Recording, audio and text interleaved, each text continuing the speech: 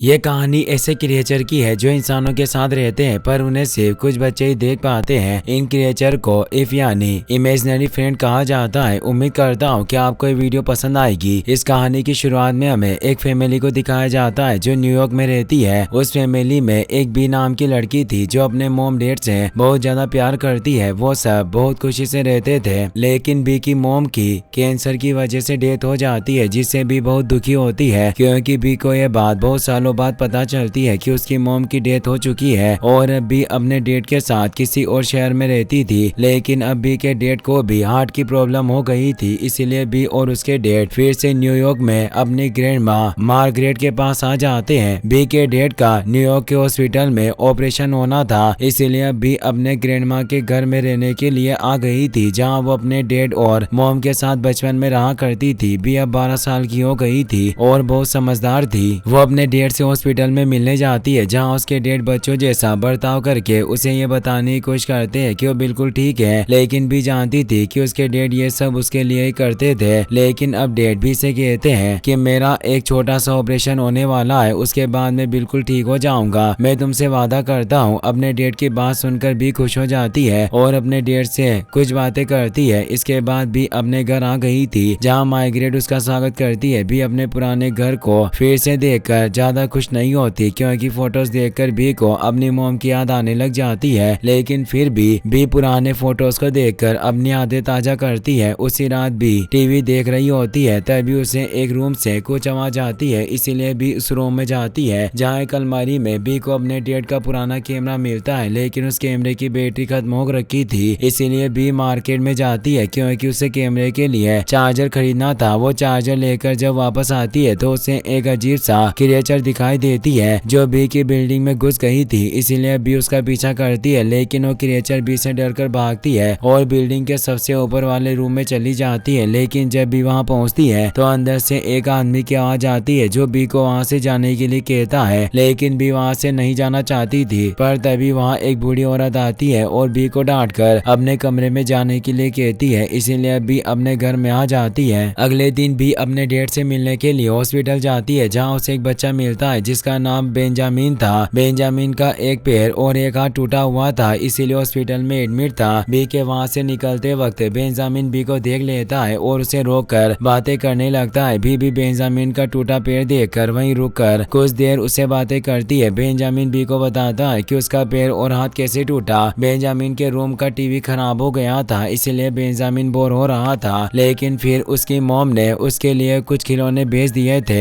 इसके बाद भी बेंजामिन को बाय कहकर अपने डैड के रूम में आ जाती है और उन्हें फ्लावर्स देकर फिर से अपने घर आ जाती है। रात में भी कैमरे की रिकॉर्डिंग से चेक कर रही थी, तभी उसे फिर से आवाज आती है, इसीलिए भी अपने फ्लैट से बाहर आती है, जहां उसे दो लोगों की आवाज आती है जो झगड़ा करते हुए घर से बाहर निकल रहे थे और कहीं जा रहे थे। उनमें से एक वही क्रिएचर थी जो बी को कल रात दिखी थी, इसीलिए बी भी उन लोगों का पीछा करने लगती है। बी देखती है कि वो आदमी छुपकर एक घर में घुसता है और वहाँ एक दूसरे क्रिएचर से मिलता है। वो आदमी दूसरे क्रिएचर को अपने साथ आने के लिए कहता है। बी ये सब देखकर बहुत हैरान थी क्योंकि दूसरा वाला क्रिएचर एक बहुत बड़े टेडी बियर जैसा दिख रहा था और अब वो दोनों उस घर से निकल रहे थे, लेकिन तभी उस आदमी की नजर बी के ऊपर पड़ जाती है, इसीलिए बी वहाँ से भागने की कोशिश करती है, लेकिन तभी बी के सामने वही क्रिएचर आ जाती है जिसे उसने पहले देखा था, जिसे देखकर बी डर जाती है और बेहोश हो जाती है। इसके बाद जब बी को होश आता है तो अपनी बिल्डिंग के सबसे ऊपर वाले फ्लोर पर थी। बी उठकर वहां पड़े सामान को देखती है, लेकिन तभी वहां बड़ा वाला क्रिएचर आ जाता है जिसका नाम ब्लू था। वो बी से बात करने की कोशिश करता है, लेकिन बी उससे डर रही होती है, लेकिन थोड़ी देर बाद बी को उनसे डर लगना बंद हो जाता है क्योंकि वो समझ गई थी कि वो सभी क्रिएचर अच्छे थे और उसे कोई नुकसान नहीं पहुंचाना चाहते थे। अब वहाँ वही क्रिएचर आती है जिसे देखकर बी बेहोश हो गई थी। उसका नाम ब्लॉसम था। ब्लॉसम बी को बताती है कि वो सब इफ्स है। तभी एक रूम के अंदर से उन इफ्स के साथ वाला आदमी बाहर आता है। उसका नाम केल था, जो बी से कहता है कि तुम मुझे जानती हो क्योंकि तुमने मुझे पहले भी देखा है, लेकिन बी को कुछ याद नहीं था, इसीलिए अब केल बी को कुछ नहीं बताता। वो बात टाल देता है और फिर से अपने रूम में चला जाता है। इसके बाद ब्लू और ब्लॉसम बी को बताते हैं कि हम इफ्स हैं जो इंसानों के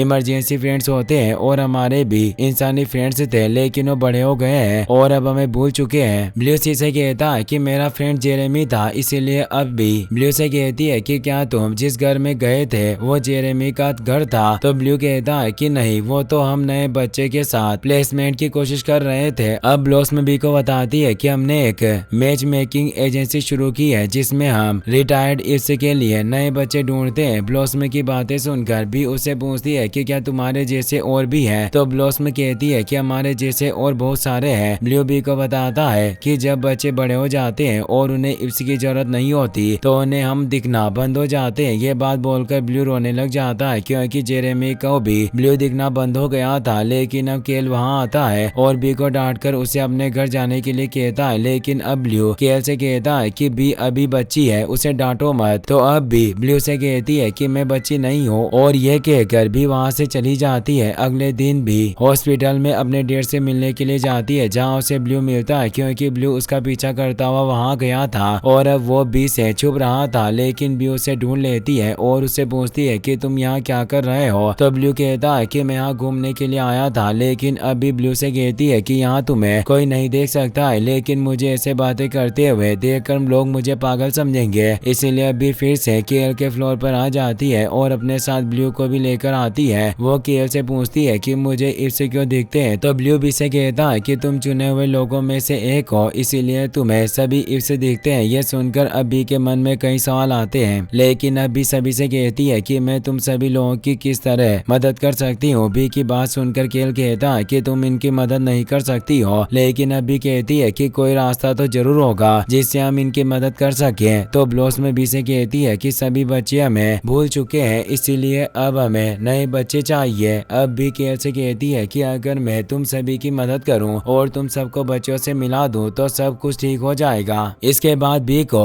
मेमोरी लेन के रिटायरमेंट कम्युनिटी की एक बुक मिलती है जिसके अंदर सभी रिटायर्ड इफ्स के बारे में लिखा हुआ था, इसीलिए बी उस बुक को खोलकर देखती है। लेकिन तभी केल बी से वो बुक ले लेता है क्योंकि केल बी से कोई काम नहीं करवाना चाहता था। लेकिन अब बी केल से कहती है कि मैं सभी इफ्स से मिलना चाहती हूँ, लेकिन केल बी को सभी इफ्स के ठिकाने पर लेकर जाने से मना कर देता है। बी केल से कहती है कि तुम्हें मदद की जरूरत है और मैं तुम्हारी मदद कर सकती हूँ। ब्लू और ब्लॉसम भी केल को मनाते हैं, इसीलिए अब केल भी मान जाता है जिससे सभी लोग खुश हो जाते हैं। केल बी को लेकर एक अम्यूजमेंट पार्क में जाता है जहाँ एक झूले के नीचे खुफिया गेट था जहाँ से नीचे सीढ़ियाँ जा रही थी। इसीलिए बी और केल नीचे चले जाते हैं जहाँ मेमोरी लेन रिटायरमेंट कम्युनिटी रहती थी। केल वहाँ अंदर जाने से डर रहा था, लेकिन बी अंदर जाना चाहती थी, इसीलिए अब केल बी को लेकर अंदर चला जाता है। वहाँ अंदर बहुत सारे इफ्स थे जो रिटायर हो गए थे और अपना टाइम पास करने के लिए वहाँ रहते थे। केल एक इफ से लुइस इफ के बारे में पूछता है और अब केल बी को लुइस के पास लेकर जाता है। लुइस उस रिटायरमेंट कम्युनिटी का लीडर था और एक बूढ़ा इफ था। लुइस के पास जाते हुए बी और केल को बहुत सारे इफ से मिलते हैं और फिर वो दोनों लुइस के पास पहुंच जाते हैं। लुइस बी से बहुत अच्छे से बात करता है और फिर केल लुइस को बताता है कि बी इसके प्लेसमेंट में मदद करने के लिए आई है। अब केल बी से कहता है कि लुइस यहाँ का सबसे बड़ा मेंबर है और तुम्हें सब कुछ समझा सकता है, इसीलिए अब लुइस बी को केल के बारे में बताता है। वो कहता है कि केल पहले एक जोकर हुआ करता था और उसका काम सभी को हंसाने का था, लेकिन अब वो ये काम नहीं करता है। अब लुइस बी से कहता है कि ये इमेजिनेशन की दुनिया है, इसीलिए तुम इसे अपने मुताबिक बदल सकती हो। ये सुनकर भी केल को परेशान करती है और अपने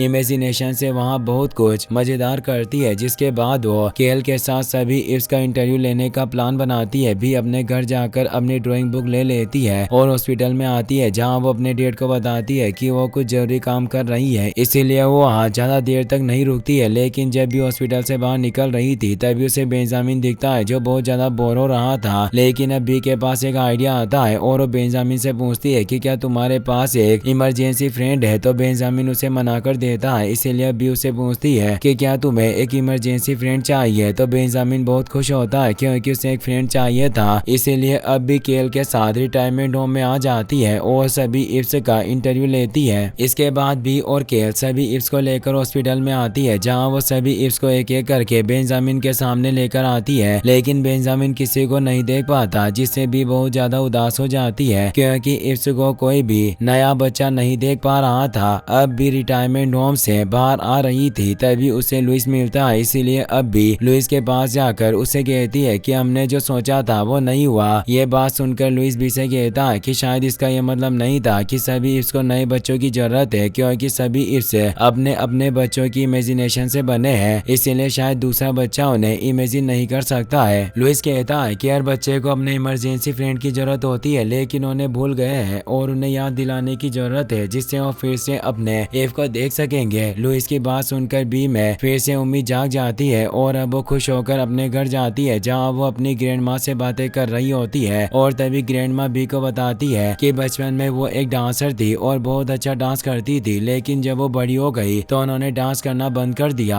अब ग्रैंड माँ बी को अपने बचपन का एक फोटो भी दिखाती है जिसमें वो डांस कर रही थी, लेकिन तभी बी को उस फोटो में ब्लॉसम दिख जाती है, जिसे देखकर भी समझ जाती है कि उसकी ग्रैंड माँ ही ब्लॉसम की फ्रेंड है जो अब उसे भूल चुकी है। इसीलिए बी केल के घर में जाती है और ब्लॉसम से पूछती है कि क्या तुम मेरी ग्रैंड माँ की इफ हो, तो ब्लॉसम उसे सच्चाई बता देती है कि वो उसकी ग्रैंड माँ की ही फ्रेंड इफ थी, लेकिन अब ग्रैंड माँ मार्गरेट उसे नहीं देख पाती है। इसीलिए अब भी ब्लॉसम को लेकर अपने घर में आ जाती है जहाँ वो ग्रामोफोन में एक पुराना सॉन्ग चला देती है क्योंकि वो अपनी ग्रैंड माँ को अपना बचपन का डांस याद दिलाना चाहती थी। बी सॉन्ग चलाकर छुप जाती है, जिसके बाद मार्गरेट सॉन्ग को बंद करने के लिए आती है, लेकिन उसे बंद नहीं करती है और उसे अपने बचपन के दिन याद आ जाते हैं, इसीलिए वो डांस करने लग जाती है। और अब मार्गरेट के बचपन की यादें याद आने से उसे ब्लॉस में भी याद आ जाती है जिसे वो भूल गई थी, इसीलिए ब्लॉस में चमकने लगती है और वो भी मार्गरेट की तरह डांस करने लगती है। अब मार्गरेट को ब्लॉस में फिर से दिखने लग जाती है।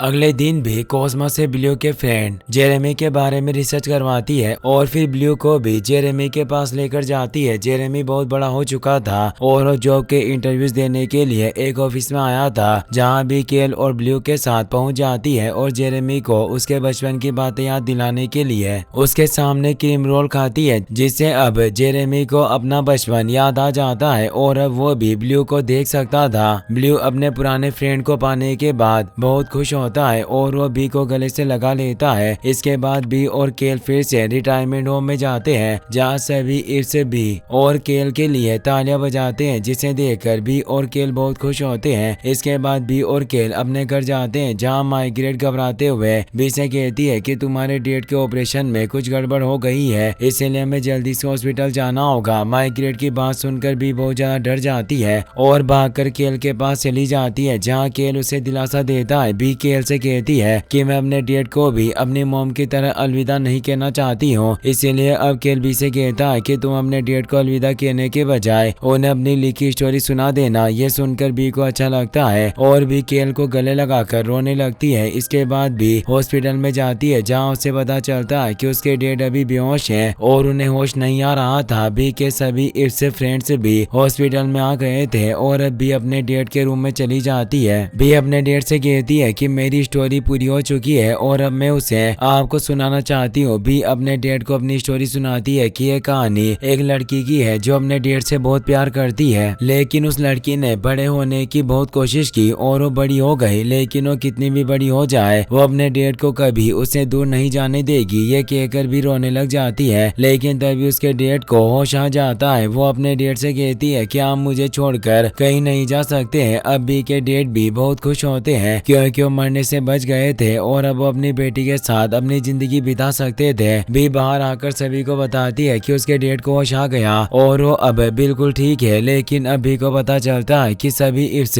हॉस्पिटल से चले गए थे, लेकिन असल में अब बी को सभी इर्स दिखना बंद हो गए थे। अगले दिन भी केल के लिए गिफ्ट लेकर उसके गेट के बाहर जाती है, लेकिन वहाँ की मकान मालकिन बी के पास आती है और बी से कहती है कि तुम यहाँ क्या कर रही हो, तो बी उसे कहती है कि मेरा फ्रेंड यहाँ रहता है और मैं उसे मिलने के लिए यहाँ आई हूँ। लेकिन अब मकान मालकिन बी से कहती है कि यहाँ तो कई सालों से कोई नहीं रहता है और अब मकान मालकिन उस रूम का गेट खोलकर बी को दिखाती है कि वो रूम खाली है और अंदर कोई नहीं है, जिसे देखकर बी बहुत उदास और हैरान हो जाती है, लेकिन अब वो कुछ नहीं कर सकती थी, इसीलिए अपने घर आ जाती है। कुछ दिनों बाद बी के डेड हॉस्पिटल से घर आ जाते हैं और वो बी को अपने साथ अपने दूसरे घर में लेकर जाने लगते हैं, इसीलिए भी अपना सामान कार में में रख रही होती है और तभी बी से उसकी बचपन की पेंटिंग्स नीचे गिर जाती है। बी अपनी पेंटिंग्स को देखती है जिससे बी को अपना बनाया हुआ एक इमेजिनरी कैरेक्टर केल्विन दिखता है जो एक जोकर था। अब भी समझ आती है कि केल भी एक ईव था और वो उसी के बचपन का फ्रेंड था। पेंटिंग देखकर बी को केल्विन अच्छे से याद आ जाता है और अब भी फिर से उसी रूम में जाती है जहाँ केल्विन रहता था। वहाँ कोई भी नहीं था, लेकिन फिर भी बी कहती है कि मुझे माफ कर दो क्योंकि मैं तुम्हें भूल गई थी और अब तुम्हें सोच रहे होंगे कि मुझे तुम्हारी जरूरत नहीं है, लेकिन ये गलत है क्योंकि मुझे अभी भी तुम्हारी बहुत जरूरत है क्योंकि बड़े होने के बाद मुझे तुम्हारी ज्यादा जरूरत है। अब भी उस पेंटिंग को वहीं रखकर अपनी आंखें बंद करती है और जब वो अपनी आंखें खोलती है तो उसे केल और उसके सभी फ्रेंड्स दिखाई देने लग जाते हैं जिन्हें देखकर भी बहुत खुश होती है और वो केल को गले से लगा लेती है जिससे अब केल बहुत खुश होता है और चमकने लग जाता है। इसके बाद हम बी को ग्रैंड माँ के घर से जाता हुआ देखते हैं, लेकिन अब ग्रैंड माँ को भी अपनी फ्रेंड से वापस मिल चुकी थी, इसीलिए वो भी बहुत खुश होती है और ब्लॉसम भी अपने फ्रेंड को पाकर बहुत खुश थी। कहानी के एंड में हमें दिखाया जाता है कि केल अब सभी इफ्स को उनके पुराने फ्रेंड से मिलवाने का काम करता है और सभी को उनके फ्रेंड से मिलवा देता है। वो सभी एक दूसरे को देखकर बहुत खुश होते हैं और इसी के साथ ये कहानी यहीं पर खत्म हो जाती है।